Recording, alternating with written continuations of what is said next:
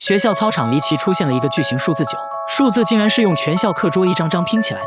起初老师以为是学生的恶作剧，命令学生把自己的课桌搬回教室。结果第二天早上，课桌又全部出现在了操场，这次拼出了巨型数字8。老师这下彻底怒了，质问学生到底是谁做的。见没人承认，他决定今晚就住在学校，用望远镜一直盯着操场，决心找出这个始作俑者。时间来到半夜12点，他突然感到一阵眩晕，接着就昏倒了。再睁眼就看到身边围满了学生，才发现自己在讲台上睡了一夜。他顾不上这么多，赶紧来到窗前，想看下操场上有什么变化。这一看他直接懵了，操场上又出现了课桌，这次的数字变成了7，很明显这是在倒计时。不出意外的话，明天早上数字就会变成6，再接下来就是5、4、3、2、1。而且最近学校周围乌鸦成群，好像真的会发生什么不好的事。有老师认为是外星人干的，如果数到0的话，外星人就会对学校发起攻击。但不管怎样，他还是笃定这是学生干的。校长也认为是学生干的，决定今晚让保安整夜巡逻，给每间教室都上了锁，发誓今天晚上一定要抓住肇事者。结果第二天就看到保安横七竖八地躺在地上呼呼大睡，他赶紧来到操场，不出意外数字变成了6。很快这件事引起了有关部门的注意，还上了新闻，人们都在讨论这神奇的倒计时到底意味着什么。新闻报道称会对操场进行全天候直播，相信真相很快就会水落石出。第二天不出意外的话，肯定又要出意外了。做直播的记者也和之前保安一样，全都睡得死死的，查看昨晚的监控。刚开始一切正常，可当时间来到半夜12点整，画面突然就消失了。这种情况一直持续到早上5点半，画面才恢复正常。此刻操场上数字变成了5，事情越发诡异，看起来真的不是学生能办到的事情。学校开会决定临时停课，对操场进行封锁。即使这样，数字却还在倒计时。第二天又变成了4。校园的神秘事件已经引起了全国的关注。昨晚就有大批民众聚集在操场外，想要见证奇迹，结果都在12点的时候瞬间睡着了。现在连专家都猜测很有可能是外星人的所作所为。接下来的2天，数字也逐渐由4变成了2，就连政府都在紧急召开会议，谈论即将有可能发生的各种意外情况，甚至怀疑数字变成0时，整个日本都有可能毁灭，还呼吁大家赶紧逃离东京。一时间人心惶惶，大量民众逃离东京，期间还有人趁火打劫。政府提醒市民要注意人身安全，接着他就被一个平底锅拍晕了，劫匪把他家搜刮了一遍。第二天为了关注事情的进展，他用脚打开电视，现在操场数字已经变成了1。新闻报道称，政府为了抵御外星人的侵略，已经在东京展开了紧急部署。终于到了最紧张的时刻，这天操场上数字变成了0，操场内外一片寂静，人们都不知道到底会发生什么。结果到了下午6点，眼看就要日落了，校园内还是没有出现任何异常变化。很快来到深夜，他和妻子的合照突然掉落到眼前，想到还在外地工作的妻子，自己不能就这样不明不白的死去。他突然使出一股洪荒之力挣脱了绳索，接着冲上街道，街道早已被封锁。他突破重重阻碍来到操场，时间也刚好来到了12点整。只见周围突然刮起一阵妖风，课桌开始抖动起来，紧接着就全部飘向了半空，形成了一个诡异的圆圈。他都看呆了。这时一张课桌从天而降，把他砸晕了过去。等他再醒来时，已经躺在了学校天台上，周围一切都没有改变，似乎什么可怕的事情都没发生。他起身看了一眼操场，操场上的数字变成了-1，也就是说倒计时还没有结束。这也许真的是外星人和人类开的一个玩笑吧，嘿嘿。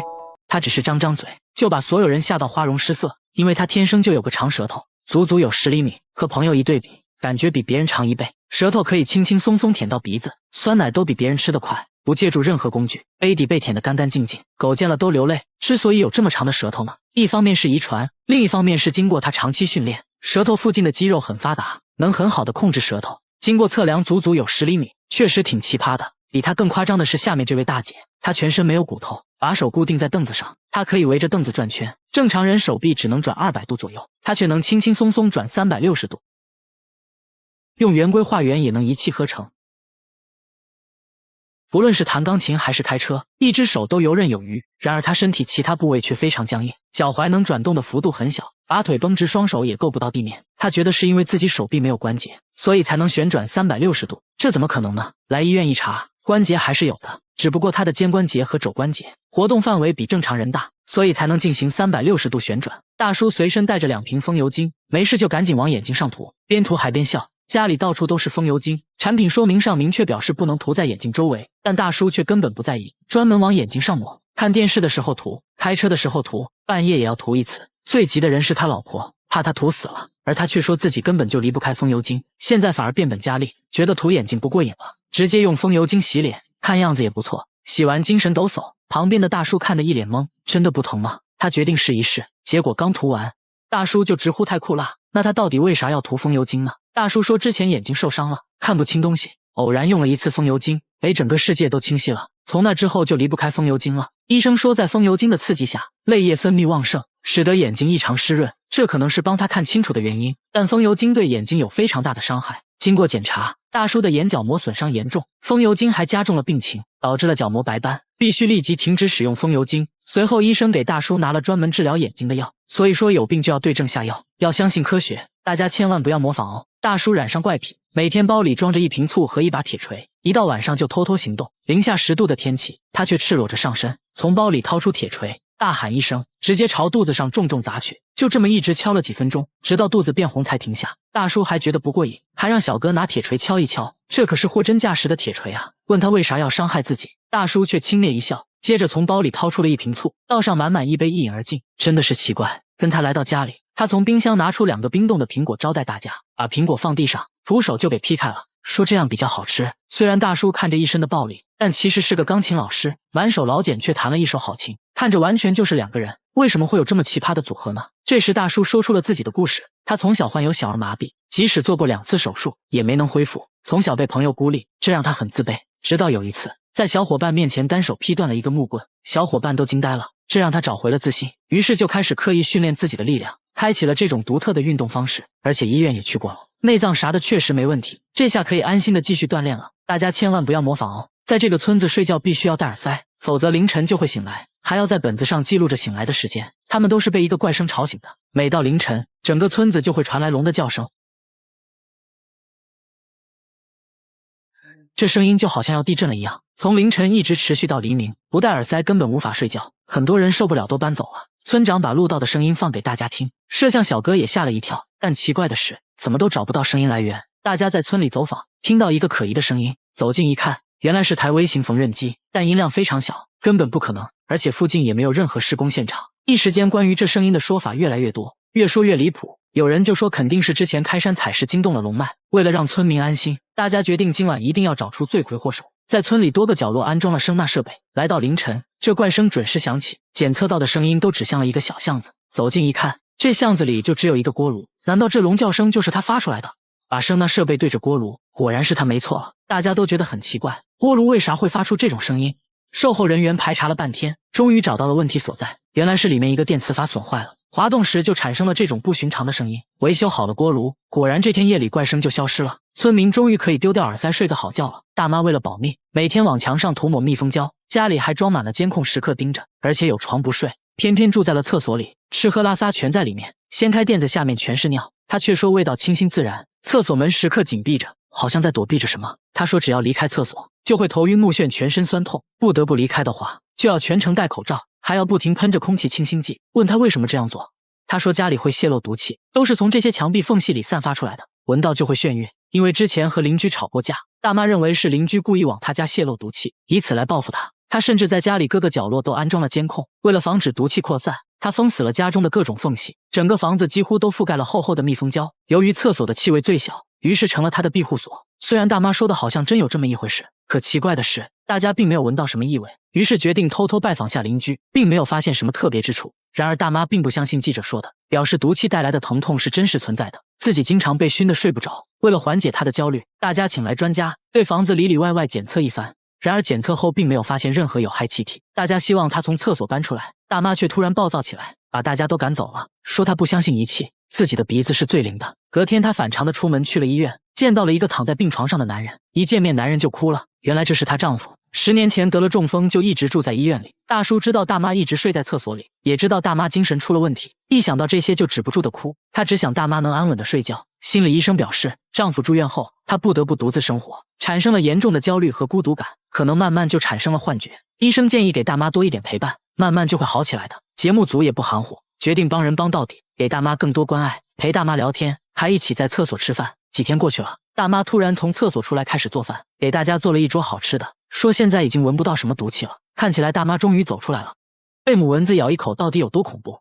这相当于往身上插了6把刀，他们对着伤口边吸血边吐口水，甚至还不停拉屎。下面就来看看蚊子恐怖的吸血过程。当你刚闭上眼睛，蚊子就悄悄飞到你身边，找到最容易下嘴的地方，直接就是一口老痰，进行局部麻醉。蚊子的细长嘴巴被称为口器，不到1毫米的口器竟然藏了6根针，它们各司其职。当蚊子开始吸血时，先用2根锯齿针割开表皮最外面的一层，它们非常锋利，你几乎感觉不到它的存在。2根刺血针帮忙寻找人体血管，找到血管，蚊子并不会马上就吸，而是先注射一种含酶的唾液，防止血液凝结，使血液能被顺畅吸入，然后就开始了干饭。蚊子一次可以摄入体重2到3倍的血液，为了能尽量多吸食血液，蚊子会把消化器官中的食物残渣尽量排空。它们就这样一边吐一边吃一边拉，从蚊子落到皮肤上直至吸饱，总过程约2分钟左右。就在它吸血的过程中，顺便把病毒也带到血液里，导致每年大量人死亡，蚊子也就成了世界上最致命的昆虫。其实吸血的都是母蚊子，公蚊子的口气没有母蚊子发达，也就能吸一吸花蜜之类的。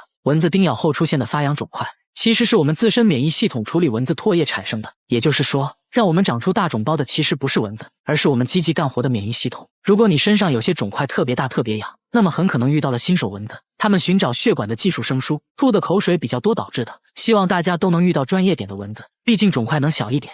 他要挑战徒手把生肌肉拍熟，没想到过程中意外不断，难度大大超乎了他的想象。在拍打了13万5千次，看到肌肉变熟的那一刻，感觉一切都值了。废话少说，挑战开始。真徒手是不可能的，所以先打造工具，模拟人手拍打的效果。原理就是把动能转化成热能，从而使肌肉变熟。准备完成开始挑战，结果还没拍2下，设备就散架了。他决定对设备整体升级，支架全部换成了镀锌钢材质，给外壳又加装了保温泡沫。挑战又开始了。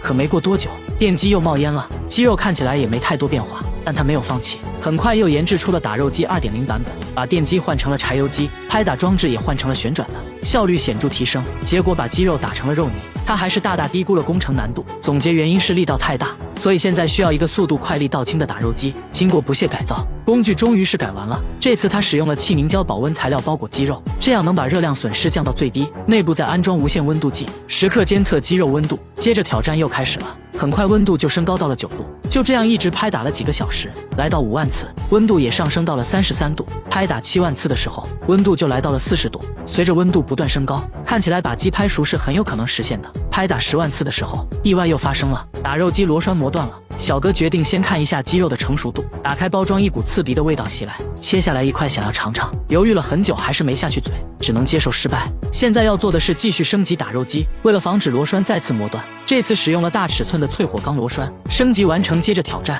刚开始一切都很顺利，但不出意外的话，肯定又要出意外了。这次电源又烧了，虽然状况不断，但这更加激发了他的斗志，说什么也要吃上一顿用拍打方式做的饭。于是不惜一切代价，重新升级了打肉机的机械臂。他退而求其次，决定来拍打牛肉，毕竟牛肉不用做到全熟，来个5分熟就行。而且之前已经证明过，打肉机可以把肉加热到40度以上。说干就干，把新鲜牛肉装进包裹，挑战正式开始。拍到2万次的时候，遇到了瓶颈，牛肉包装拍漏了，这属于小问题，换个包装继续。温度很快来到了50多度，又继续拍打了一段时间，温度上升到了60度。小哥非常激动，这意味着5分熟牛排已经好了，他已经迫不及待想要品尝一下。刚打开包装，汤汁就流了出来，看牛肉的色泽，好像已经熟了，闻起来怎么说呢？味道非常像牛排，一刀下去血水就冒了出来，不错，是正宗的5分熟。小哥切了一块送进嘴巴，据说口感非常不错，但他还是没有放弃把鸡肉拍熟的想法，再次尝试，一直拍打了90分钟，最终鸡肉还真被拍熟了，但他没有吃，可能是鸡皮收缩的原因，鸡竟然睁开了眼睛，所以没敢吃，但得出了一个结论，要拍熟一只鸡，至少需要拍打13万5千次。你学废了吗？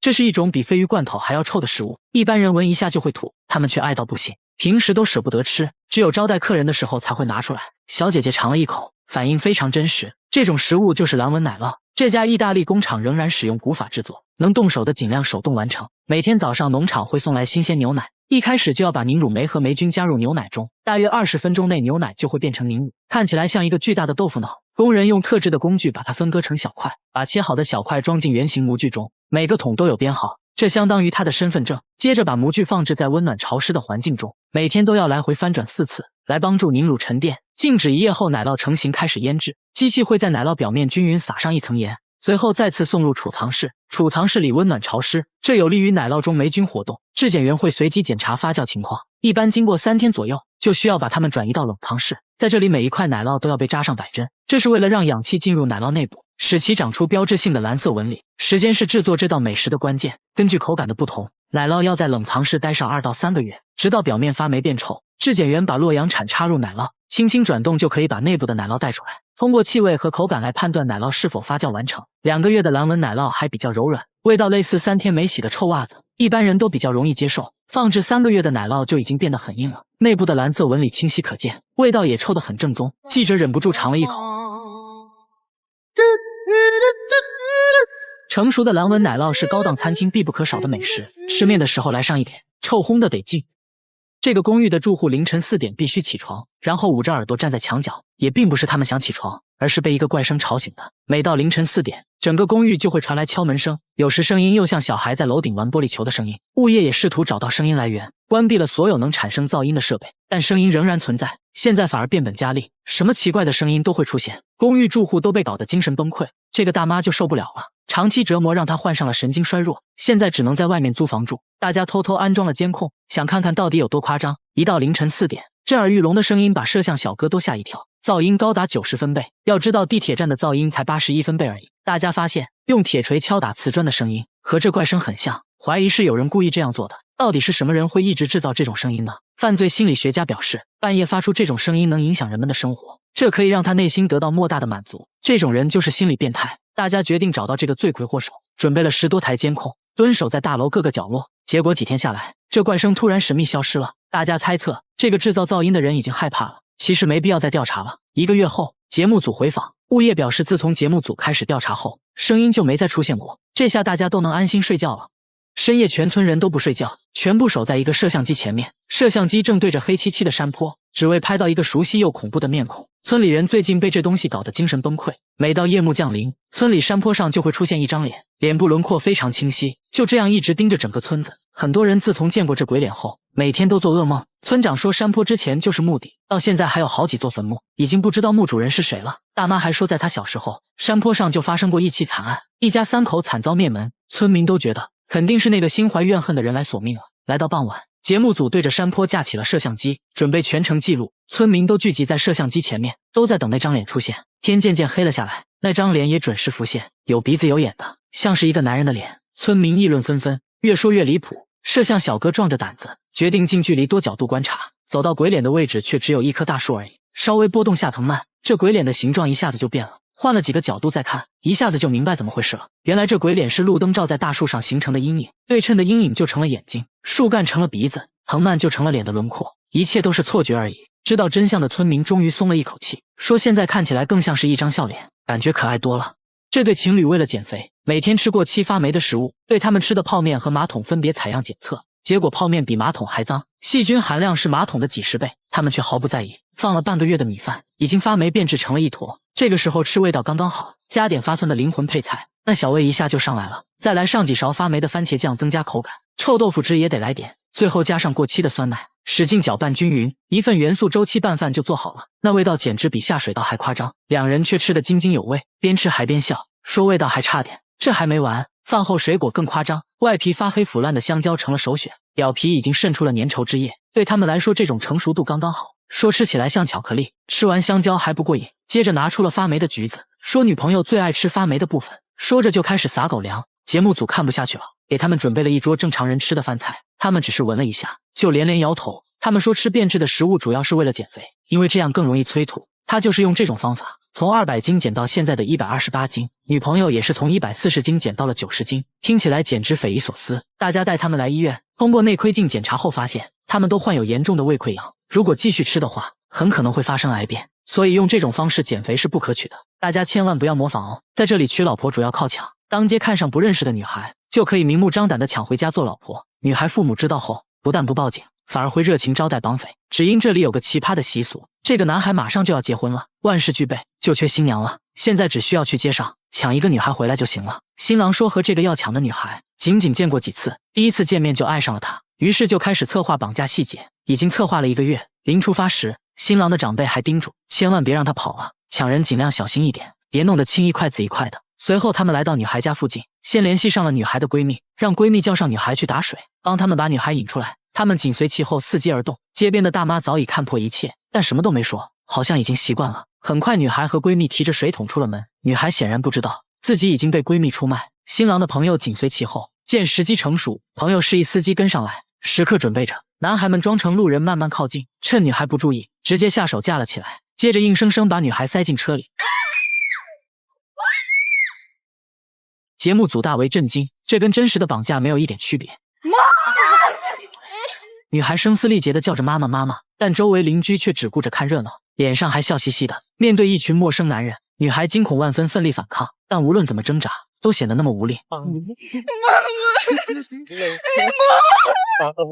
男孩们笑着安慰女孩，说早晚都得结婚，可谁结不是结呀？这个穿白衬衫的就是新郎，他一言不发，内心早已乐开了花。回到新郎家就看到新郎的亲朋好友早已到场，大家一片欢声笑语，都在等待新娘下车。女孩死死把住车门，但还是被男人们狠狠拖下了车，像拖一件货物一样，看着无比绝望。拖进婚房后，男人们的任务就完成了，剩下的就交给新郎的七大姑八大姨了。女性长辈的任务是说服女孩同意结婚，他们把女孩团团围住，轮番规劝，给女孩画饼说以后会幸福的，说着还强行给女孩戴上头巾，这意味着女孩即将变成已婚妇女。女孩一心只想回家，哭声里充满了绝望。长辈们也不着急，说服过程可能会持续几个小时，甚至几天，会把女孩一直软禁在这里，直到同意结婚为止。几个小时后，女孩稍微平静了一些，还接受了长辈们给的食物，看起来已经妥协了。接下来就要去搞定女孩父母，男方带上一只羊作为彩礼，出发去了女孩家。大概的流程是，来到女孩家就先道歉，对不起，我们绑架了你的女儿，现在马上就要结婚了，所以来给你说一声。他们在门外等了好久，女孩父亲终于开了门，显然已经知道了怎么回事，表情看起来很平静，不仅收下了礼物，甚至还热情款待了他们。女孩妈妈说，虽然感觉失去了一些东西，但还是很开心的，相当于自己多了一个儿子，还说自己就是被女孩父亲绑来的。看得出来，这里的人都已经接受了这种抢亲传统，认为这种抢亲是很神圣的。最后为了孩子们的幸福，两家人举杯庆祝。从第二天开始，女孩就要承担起照顾家庭的责任，忙前忙后照顾男方一大家子。记者看得很迷惑，感觉像是男方家里新来了一个保姆一样，但新娘并没有任何埋怨，已经默默接受了这一切。在吉尔吉斯斯坦，绑架新娘是一种传统的结婚方式，这里将近一半的妻子都是抢来的，但其实也发生过很多女孩因为绑架后自杀的情况，当地也有很多人抗议这种陋习，但无济于事，女孩们完全没有选择权，不知道这是不是女孩的悲哀。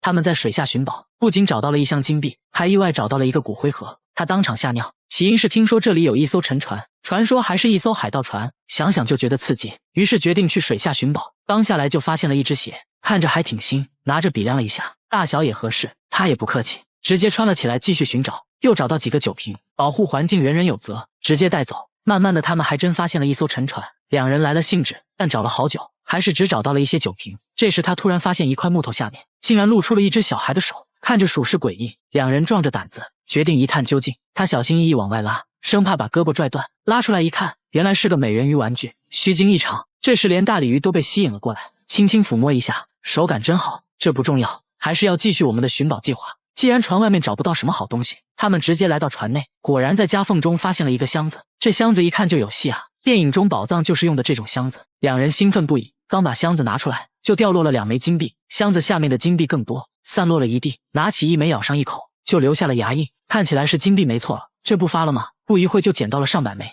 两人回到岸上把金币藏好，他们认为下面肯定还有更多好东西，决定继续下水寻找。谁都想不到，两人这一去差点崩溃，甚至连警察都来了。他刚下去没一会，就发现了一个锈迹斑斑铁盒子，掂了一下分量很重，还用塑料袋装着。他高兴坏了，估计里面可能又是金币。慢慢掏出来，方方正正的，里面好像还有个盒子。但就在这时，里面突然泄露了一些粉尘状的物质，翻个面一看，上面还有字。他扫了一眼，当场吓尿，这盒子竟然是个骨灰盒，吓得赶紧往岸上游。毕竟第一次遇到这情况，他们商量了半天，也不知道如何处理，最后决定报警。等警察来后，也没有查询到骨灰主人信息。那现在看来，最好的解决方式就是把骨灰放回原位，让他在水下静静的待着，也算是对死者的一种尊重。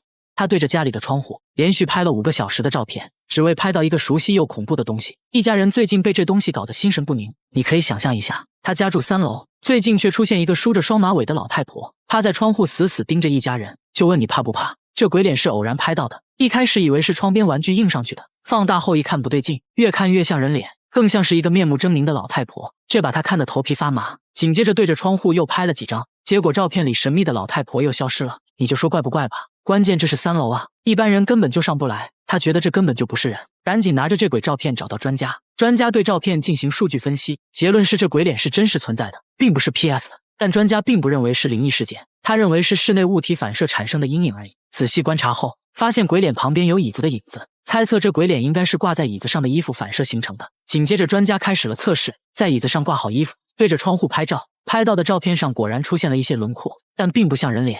专家继续摆弄衣服，尽可能的弄出更多褶皱，就这样一直拍照测试了5个小时，终于拍出了之前的鬼脸，所以这就是一种巧合而已。清理他家的垃圾要用挖掘机，2层别墅里堆满了150吨垃圾，大门成了摆设，进出只能爬窗户，客厅垃圾都堆到了天花板，在屋内只能爬行，不小心还会迷路。而大爷还不停往家里捡垃圾，说这些都是他的无价之宝。节目组试图和他沟通，但这个怪老头什么都不说，甚至对摄像机挥起了拳头。在小姐姐耐心沟通下，大爷终于放下了戒备，正要说出自己的故事，却被一个怒气冲冲的大妈打断了。大爷屁颠屁颠地跟着大妈上了公交。第二天，大家在街上又遇见了正在捡垃圾的大爷，在他的允许下，大家决定去他家一探究竟。大门被垃圾堵得死死的，小姐姐只能从缝隙中挤进去，随意堆放的垃圾根本找不到落脚点。小姐姐翻山越岭，总算来到了2楼，找到了通往室内的窗户。紧接着一股恶臭袭来，小姐姐忍着恶心爬了进去，没想到屋内更夸张，垃圾已经堆到了天花板，在室内完全要靠爬行，洗手间也是惨不忍睹，卫生纸都发霉了，还有随处可见的老鼠。就在这时，屋里又传来一阵声响，循声望去，没想到啊，垃圾堆里又钻出来一个人头，里面还生活着一个人。原来这是大爷的儿子，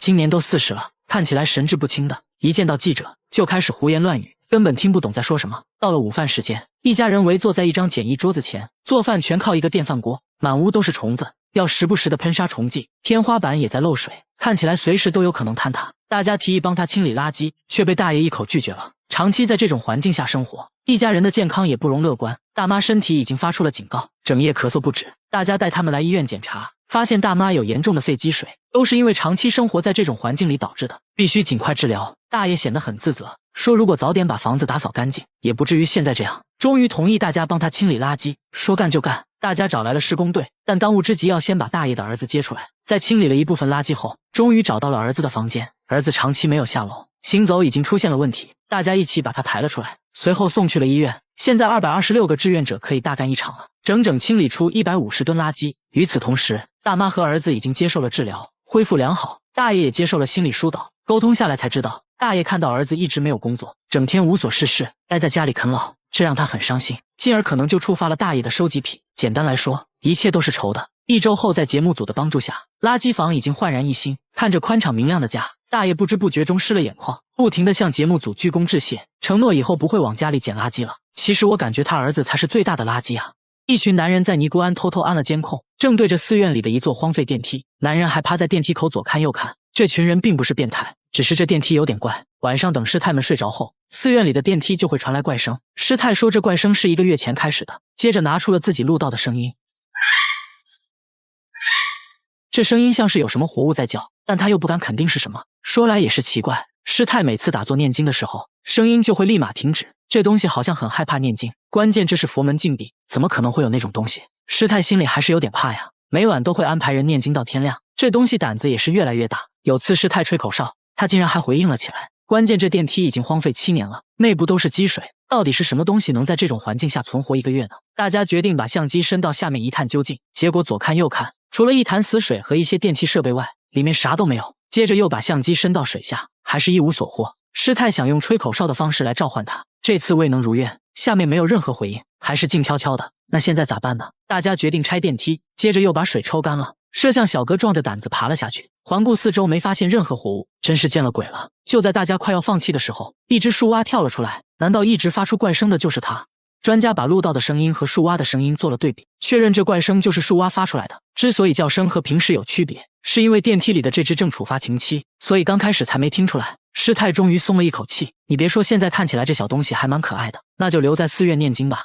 大爷每天用3轮车拉着1瓶可乐，去哪都带着，说可乐能保命，生病了可以不吃药，但不能不喝可乐，困了可乐来1瓶，干活累了来1瓶，就这样每天6瓶，喝了20年，足足喝掉了43800瓶。最急的人是奶奶，怕他喝死了，爷爷一句无所屌味，转身又炫了1瓶1.5升的汽水，喝完再满意的打个嗝，这是他最享受的时刻。现在可乐还被他研究出了新喝法，在米饭里倒上半碗可乐，搅拌一下做成了可乐汤饭，连汤带水一口闷，夏天来这么一口，别提多清爽了。大爷说自己爱上可乐，都是因为20年前的一件事。他曾经嗜酒如命，有天喝到胃痛，随手拿起可乐喝了几口，胃里一下就不痛了，也不知怎么的就上瘾了，彻底爱上了这种味道，即使喝到牙都掉光了，也无所屌味。奶奶想带他去补牙，大爷却觉得浪费钱，有那钱买可乐不香吗？可乐在手精神抖擞，根本不用去医院。最后他还是被大家带去了医院，医生说他大部分牙都坏掉了，基本上没啥用了。随着检查的深入，您猜怎么着？大爷除了牙有问题，身体其他方面都很好，也没有出现骨质疏松的情况，但医生还是建议他减少用量。大爷轻蔑一笑，转身就走出了医院，说可乐是自己的快乐水，